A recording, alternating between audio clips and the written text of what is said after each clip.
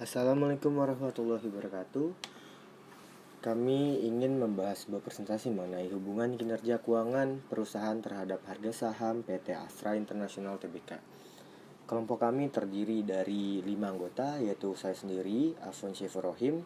Yang kedua ada Jelita Rizky Widiawati. Yang ketiga ada Marcella Larasari. Yang keempat ada Nadilah Septianti. Yang kelima ada Tania Aulia Denarinsyah.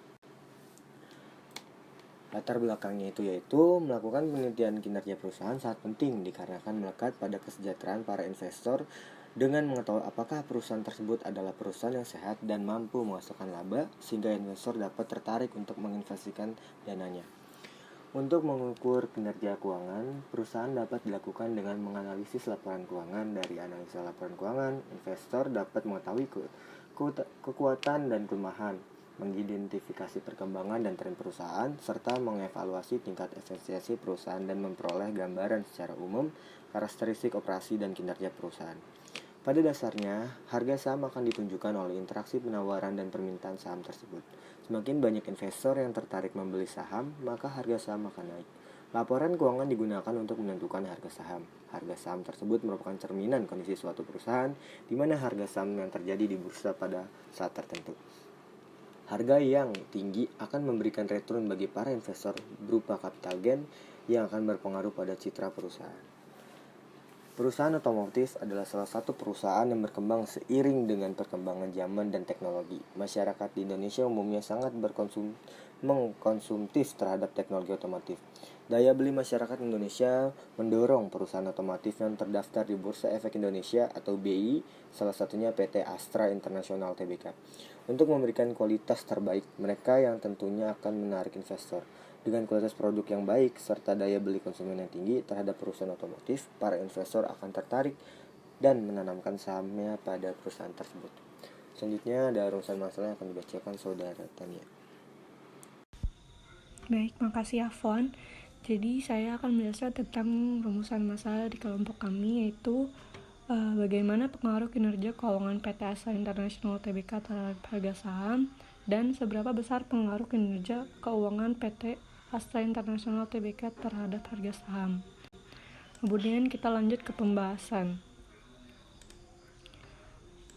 Untuk rasio profitabilitas, gross profit margin-nya pada tahun 2018, PT Astra International Tbk memperoleh laba kotor sebesar 50,769 serta total pendapatan sebesar 239,25 dan gross profit margin-nya sebesar 21%. Dan di tahun 2019, laba kotornya ada 50,239, total pendapatannya ada 237,166 dan gross profit margin-nya ada 21,2%.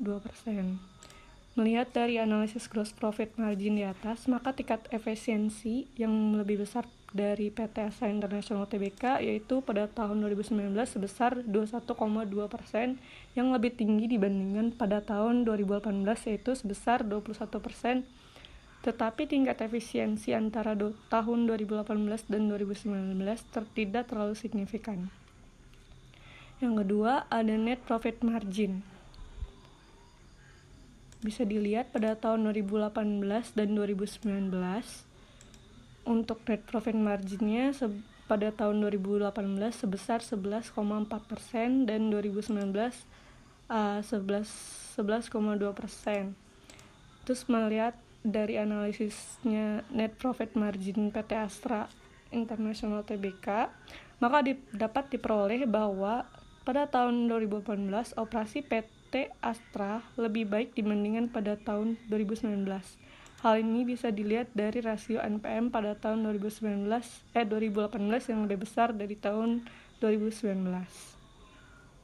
Yang ketiga ada return on asset ratio. Pada tahun 2018 dan 2019, ROA yang diperoleh PT Astra International pada 2018 yaitu sebesar 10,15% dan pada tahun 2019 sebesar 9,67%. Maka dapat disimpulkan bahwa pada tahun 2018 PT Astra lebih mampu menyalahgunakan aset-asetnya secara efisien dikarenakan presentasinya yaitu sebesar 10,11% lebih tinggi dibandingkan pada tahun 2019 yang presentasinya lebih kecil yaitu 9,67%. Selanjutnya akan dilanjutkan oleh Nadila. Silahkan. Selanjutnya yang keempat ada return on equity ratio dengan rumus laba bersih sebelum pajak dibagi total ekuitas. Dapat dilihat pada tabel tahun 2018, ROE-nya sebesar 20,07% dan pada 2019 mengalami penurunan menjadi 18,23%. Melihat hasil analisis ROE di tabel, maka pada tahun 2018, PT Astra International Tbk memiliki efektivitas manajemen dalam menggunakan biaya ekuitasnya dengan lebih baik atau dapat mengelola modalnya dengan baik dibandingkan pada tahun 2019. Selanjutnya yang terakhir ada return on investment dengan rumus keuntungan dibagi dengan modal. Dapat dilihat di tabel pada tahun 2018 ROE-nya sebesar 15,9% dan pada tahun 2019 ROE-nya menurun menjadi 14,25%. Melihat perhitungan di tabel, maka pada tahun 2018 PT Astra International Tbk lebih mampu untuk menghasilkan keuntungan terhadap jumlah aktiva secara keseluruhan yang tersedia di perusahaan. Artinya pada tahun 2018 kondisi perusahaan lebih baik dibandingkan tahun 2019. Selanjutnya ada rasio pasar. Yang pertama itu ada price to earning ratio dengan rumus harga saham dibagi laba per saham. Dapat dilihat pada tabel tahun 2018 PER-nya sebesar 12,94 kali dan pada tahun 2019 PER-nya sebesar 13,3 kali. Melihat tabel tersebut, maka dapat ditarik kesimpulan bahwa pada tahun 2019 PER PT Astra lebih tinggi yaitu 13,3 yang menandakan pandangan pasar lebih optimis terhadap masa depan perekonomian karena saham dengan nilai PER yang tinggi diartikan sebagai saham pertumbuhan.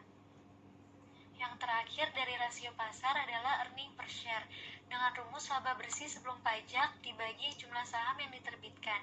Dalam tabel tahun 2018, IPS-nya sebesar Rp841.117 dan pada tahun 2019 IPS-nya sebesar Rp841.126. Melihat dari tabel di atas dapat diketahui bahwa pada tahun 2019 IPS PT Astra International Tbk lebih tinggi dibandingkan tahun 2018. Hal ini menandakan profitabilitas pada tahun itu lebih baik, artinya perusahaan dapat menghasilkan laba yang lebih tinggi untuk dibagikan ke pemegang sahamnya. Selanjutnya akan dibacakan oleh Jelita Rizky. Jadi kesimpulan dari presentasi kami yaitu earning per share tidak berpengaruh signifikan secara parsial terhadap harga saham pada perusahaan Astra International, tetapi tetap mengalami penurunan walaupun sedikit. Return on asset tidak berpengaruh signifikan secara parsial terhadap harga saham pada perusahaan Astra International walaupun tetap mengalami penurunan sedikit. Nilai ROE yang tinggi dan diperoleh melalui penggunaan utang dalam jumlah yang besar, maka mengakibatkan harga saham kemungkinan akan lebih rendah dari yang seharusnya dengan utang yang lebih sedikit dan ROE yang lebih rendah. Sama halnya investor akan tertarik dengan pertumbuhan. Misalnya jika ROE saat ini diperoleh dengan menunda biaya penelitian dan pengembangan yang akan membatasi pertumbuhan di masa depan. Sekian presentasi dari kelompok kami, kurang lebihnya mohon maaf. Wassalamualaikum warahmatullahi wabarakatuh.